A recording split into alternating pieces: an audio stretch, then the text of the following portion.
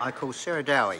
Mr Speaker, thank you very much. It's a pleasure to rise in support of the Canterbury Property Boundaries and Related Matters Bill, and as the past contributions have been clear and concise but succinct, I too will take a short call and not deny the good people of Canterbury the passing of this bill to provide a very practical solution to some very real issues.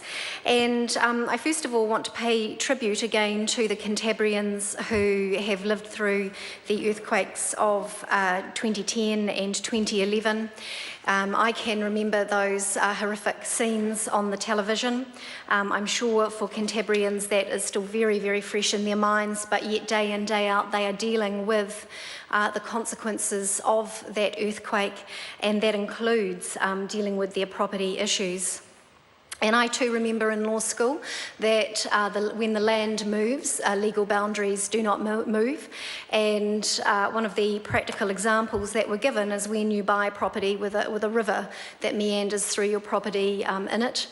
But of course, the gentle time-consuming meandering of a river on land is not the same as an earthquake and the devastation of an earthquake.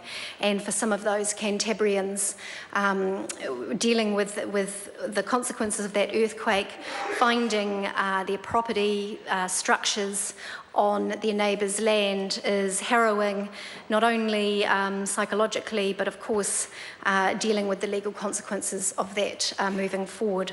So this bill is a practical one. It changes the existing law to make sure that the legal boundary will move with the land in a common sense way. And I think given the events of 2010 and 2011, that is a practical, pragmatic way forward. So given this is a very common sense bill, I see no reason in delaying it, and I commend this to the House.